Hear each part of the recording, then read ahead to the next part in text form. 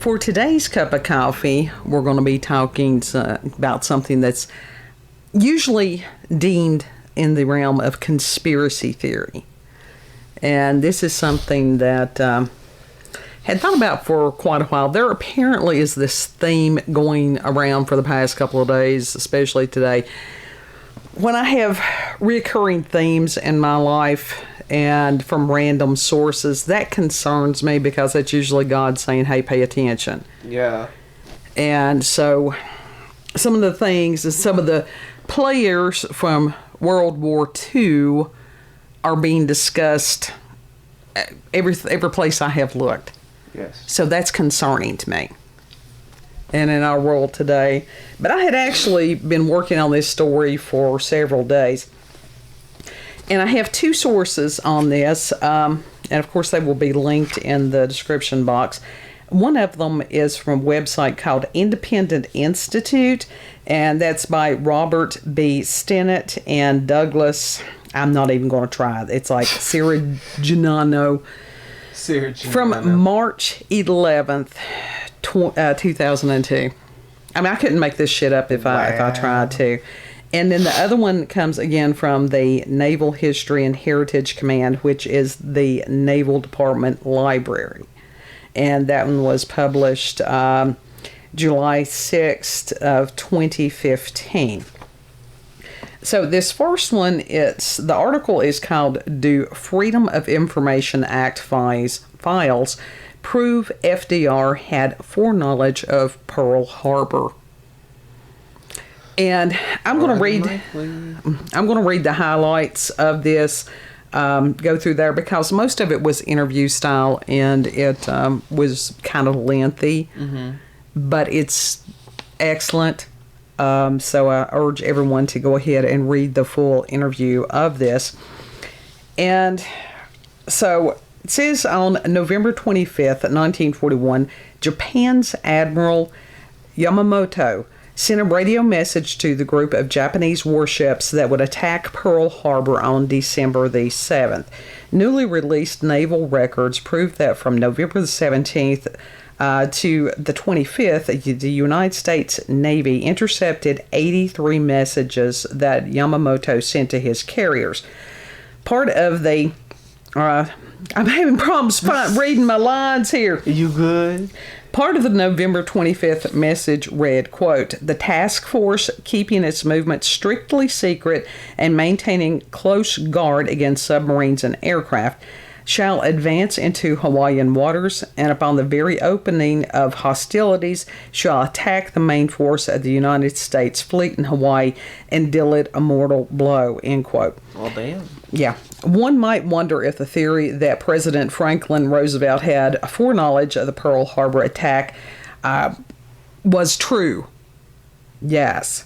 Since World War II, many people have suspected that Washington knew the attack was coming, and Thomas Dewey was running for president against Roosevelt in 1944, and he found out about America's ability to intercept Japan's radio messages and thought that this knowledge would enable him to defeat the popular FDR. In the fall of that year, Dewey planned a series of speeches charging FDR with foreknowledge of the attack.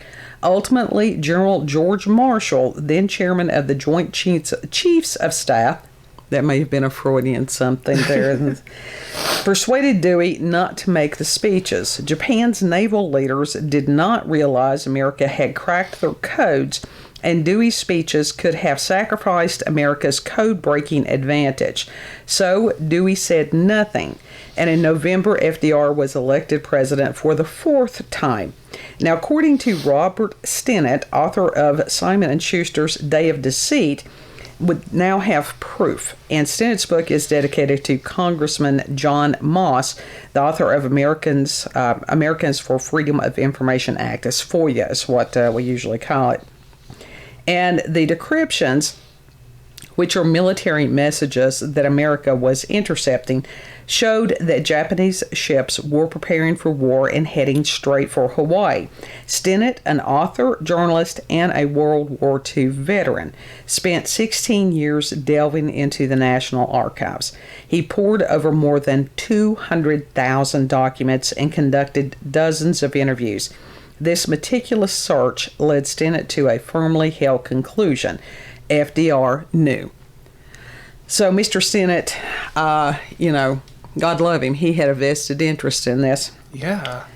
And, quote, "Your boys are not going to be sent into any foreign wars," end quote, was Roosevelt's famous campaign statement of 1940.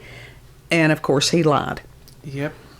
FDR's military and State Department leaders were agreeing that a victorious Nazi Germany would threaten the national security of the United States.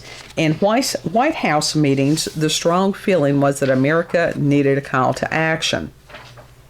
This was not what the public wanted. 80 to 90% of American people wanted nothing to do with Europe's war. So according to Stinnett, Roosevelt provoked Japan to attack us, let it happen at Pearl Harbor, and thus galvanized the country to war. Many who came into contact with Roosevelt during that time hinted that FDR wasn't being forthright about his intentions in Europe. After the attack on the Sunday evening of December the 7th, 1941, Roosevelt had a brief meeting in the White House with Edward R. Murrow, the famed journalist, and William Donovan, the founder of the Office of Strategic Services. Later, Donovan told an assistant that he believed FDR welcomed the attack and didn't seem surprised. The only thing Roosevelt seemed to care about, Donovan felt, was if the public would now support the declaration of war. According to the book Day of Deceit, in October of 1940, FDR adopted a specific strategy to incite Japan to commit an overt act of war. Part of the strategy was to move America's Pacific Fleet out of California and anchor it in Pearl Harbor. Admiral James Richardson, the commander of the Pacific Fleet, strongly opposed keeping the ships in harm's way in Hawaii. He expressed this to Roosevelt, and so the president relieved him of his command. Later, Richardson quoted Roosevelt as saying, quote, "Sooner or later, the Japanese will commit an overt act against the United States, and the nation will be willing to enter the war," end quote.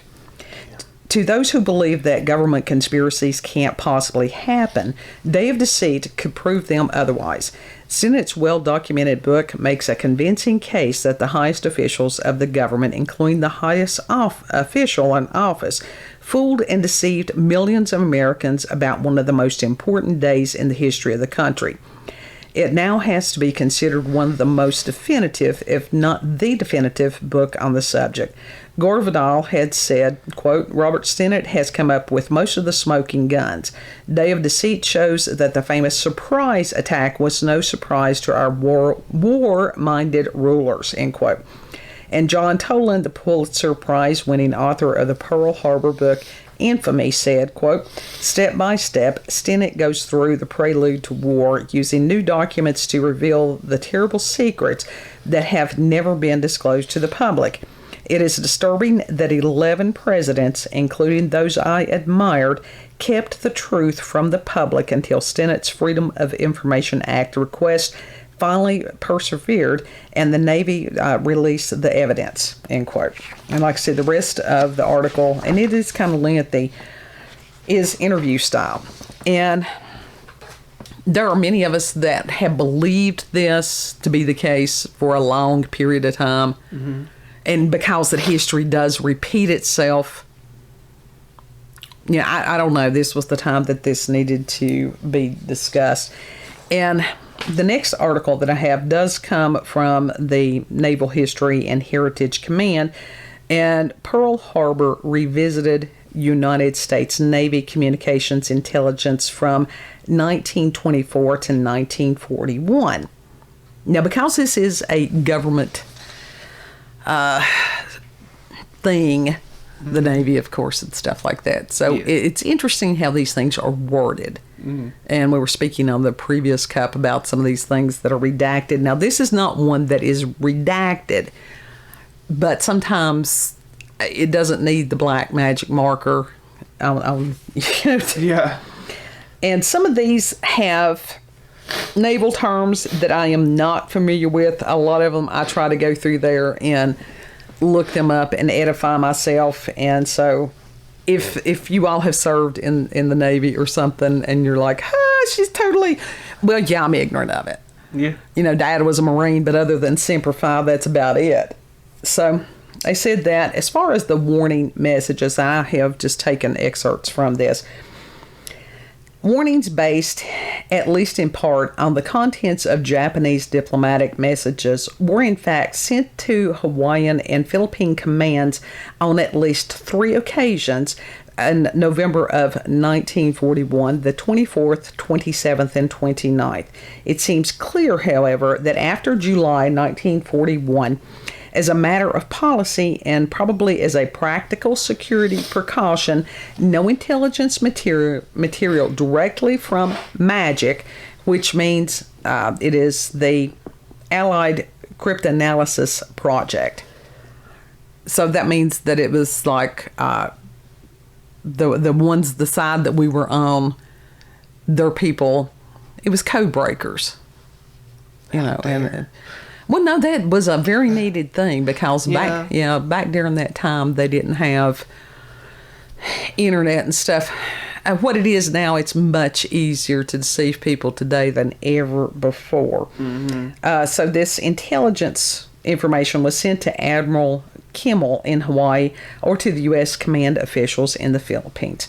Receiving the actual Japanese diplomatic messages would have done neither Kimmel nor Hart any practical service, aside from their obvious value in pinpointing vital areas of Japanese policies and intentions. They contained no Japanese military or naval information. Maybe. Sometimes you have to read between the lines on some of these things. And also, it says that the messages conveyed an alarming interest in major fleet activity and an unmistakably hostile intention towards the United States. Their tenor, that's what's reported.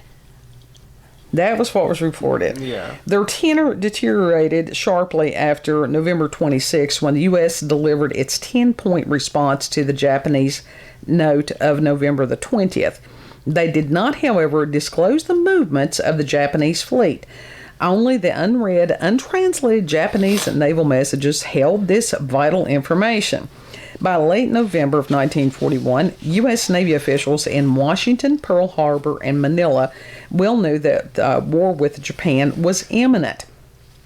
Made aware of hostile Japanese intentions by the intelligence agency, and this one was COMINT, so commit, and it was just, like I said, it was a matter of individuals. They would hear something that was substantial and report that. Admiral Stark repeatedly warned his Pacific commanders of impending Japanese attacks, placed restrictions on ship movements, and probably approved DNC's orders to destroy codes.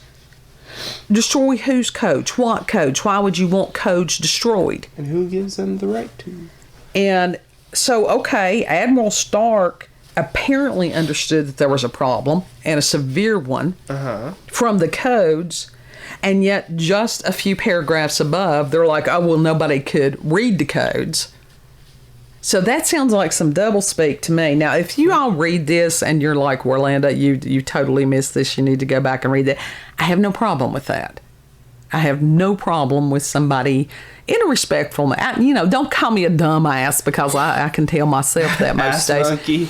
But if I have misread this or misinterpreted any of these things that we discuss, I have no problem for somebody sending me an email and going, no, this is what this really meant. So the weight of evidence overwhelmingly favored Japanese air and naval strikes against the Philippines, and this locale actually appeared in the warning messages of November 24th and 27th as one of several likely Japanese objectives. Okay, again, with the no practical knowledge of this stuff. Now, the Philippines is not that far from Hawaii, as far as I know, as far as I remember. Yeah. Inexplicably, the warnings issued by Washington were virtually the only direct military actions taken which can be traced directly to Comet, despite the sense of urgency that the intelligence information had reflected. Admiral Kimmel in Hawaii, through a receipt of ample warning on the approaching crisis, was not particularly alarmed. Lacking any information on the Japanese First Air Fleet, and except for the warning messages, unaware of the content of the messages in Japanese diplomatic channels, they obviously knew that they were warnings. Yeah. So what was not to understand? His attention was focused on the Western Pacific. With regards to the Philippines, the sense of alarm, at least in U.S. Navy circles, was paramount.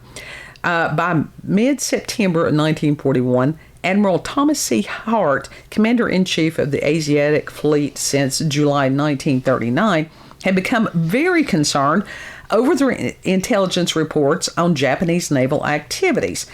And by November, Hart clearly saw through his regular visits to Station C, and I think it's someplace near there, in the Philippines, that his fleet would soon be at war and that time was running out.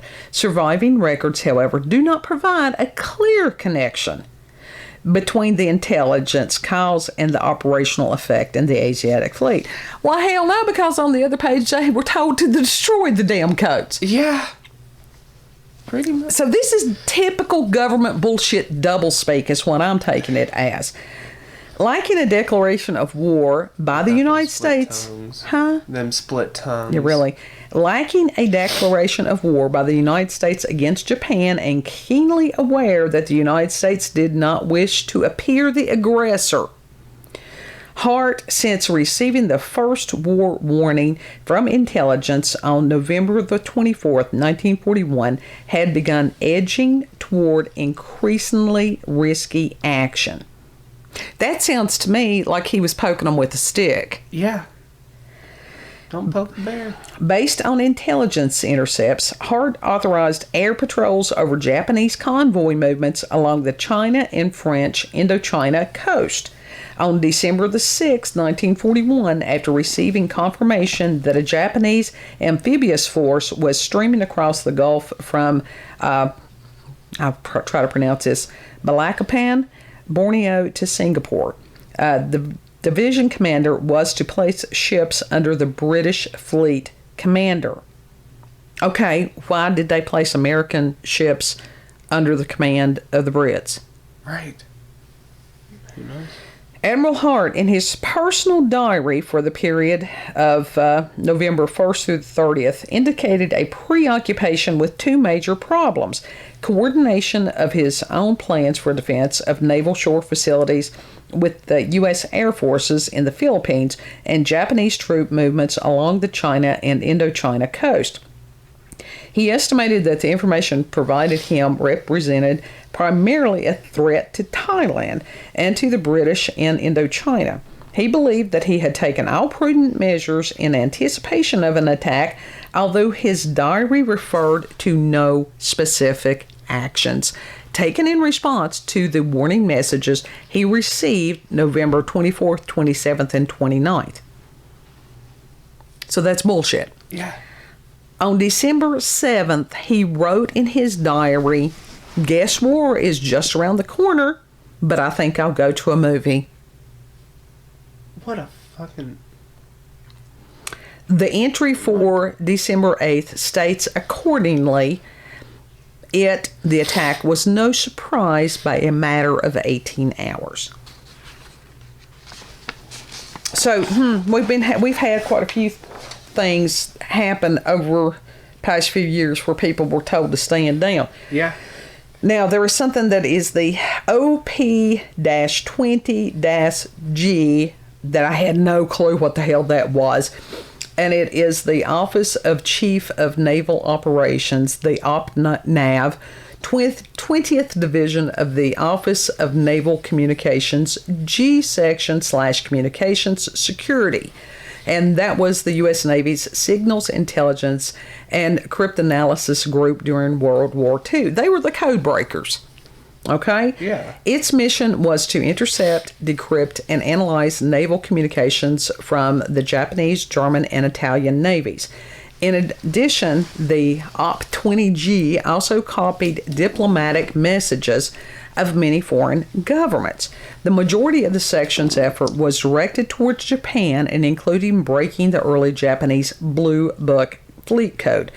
It was made possible by intercept and high-frequency director finder sites in the Pacific, Atlantic, and continental U.S., as well as a Japanese telegraphic code school for radio operators in Washington, D.C. So that's part of where they were getting their information from, right? Uh-huh. So the OP-20G, both in Washington and in the Pacific, had suffered a lack of manpower. Now, this is government report here. Keep that always in mind. In the final months of 1941, the lack of overall manpower resources, combined with the deposition of available cryptanalysis, resulted in the failure to read the critical messages of the Japanese strike force targeted by Pearl Harbor.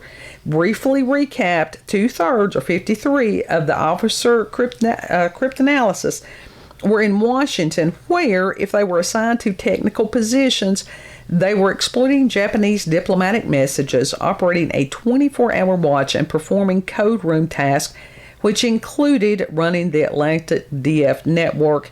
It has to do with the hemisphere, and conducting research on Japanese Navy cryptographic systems.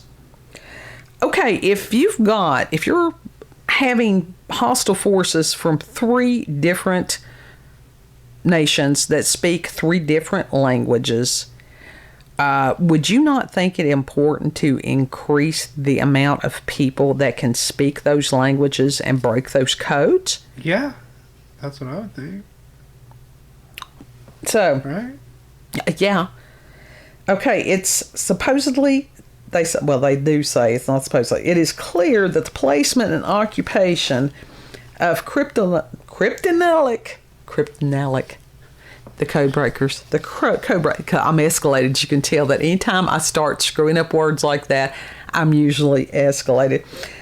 Personnel penalized Japanese Navy targets. It's clear, too, that between September and mid-November 1941, the activities of the Japanese Navy as it prepared for war were also overlooked by official Washington while it followed every fluctuation in the diplomatic negotiations between Ambassador Nomura and Secretary of State Hull.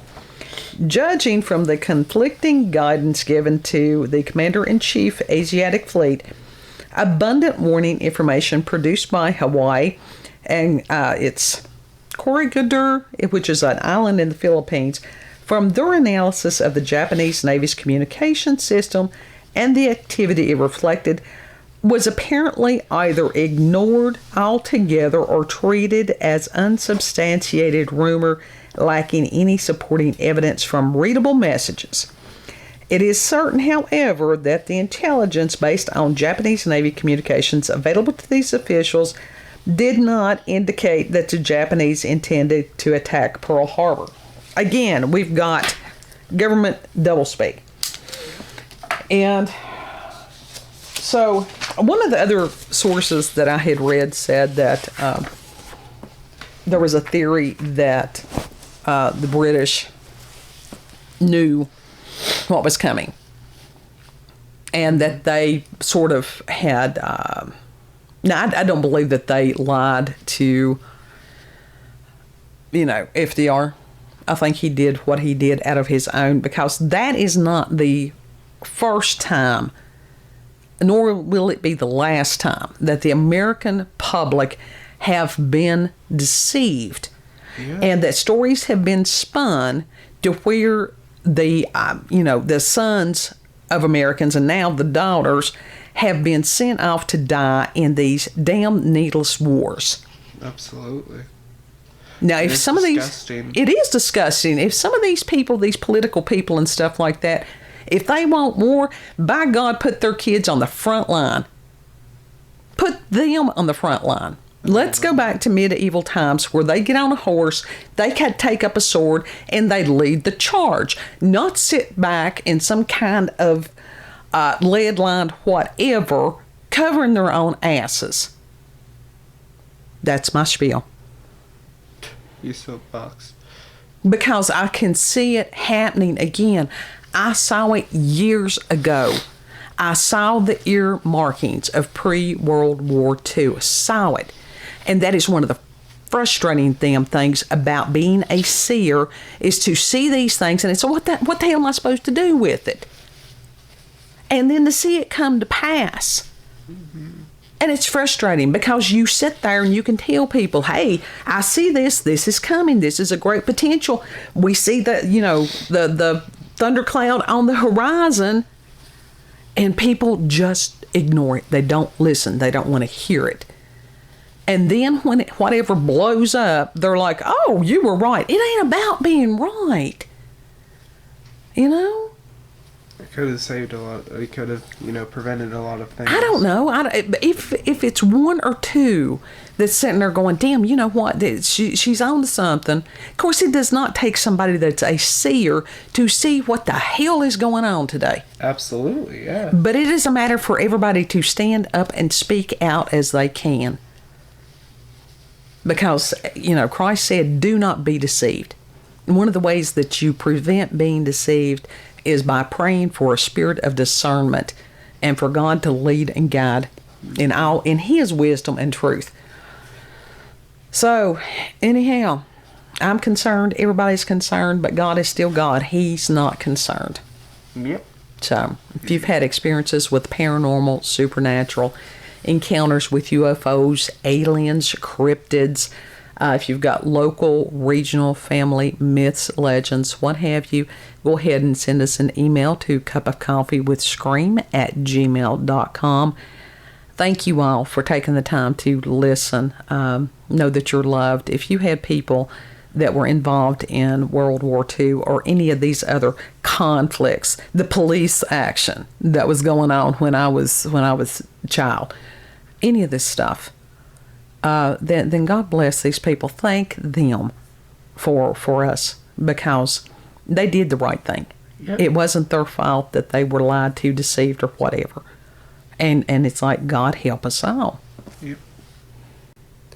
And if you like this video, don't forget to like, share, comment, and most of all, subscribe and click that little notification button for daily notifications of daily uploads. Daily uploads. We got daily uploads.